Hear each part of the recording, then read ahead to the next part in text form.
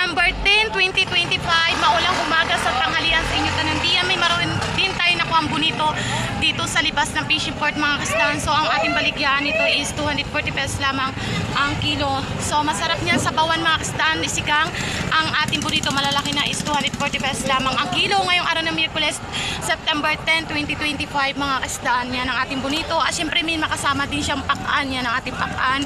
Meron din tayong putian na isda. Syempre meron din tayo na halong sapsap mga kaisdaan niya. Napakalalaki ng ating sapsap. So masarap tong kamatisan, lagyan ng itlog mga kaisdaan. Yan ang ating sapsap. At meron din po tayo nakuhang bukan. So ito yung ating bukan mga kaisdaan, putian na isda. Yung akin-akin, meron din po siyang halo-halo na akin-akin.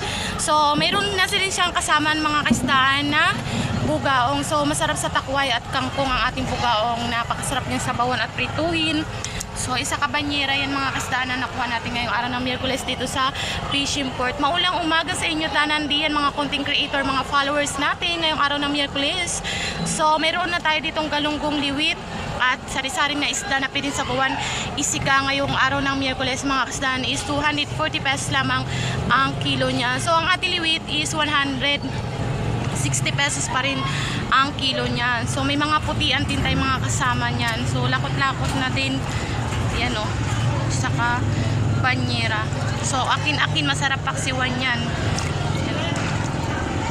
So ayan, ang ating mga isda is 240 pesos lamang ang kilo niya. So rumble to rumble na ngayong araw po ng Miyerkules na maulan. So mayroon din tayong inid. Diyos ko. So may inid din tayo na pwedeng sabawan mga kasdaan. Ang ating inid, yan, ang ating inid is 240 pesos lamang ang kilo niyan mga kasdaan. Bye-bye, maraming salamat ngayong araw ng Miyerkules.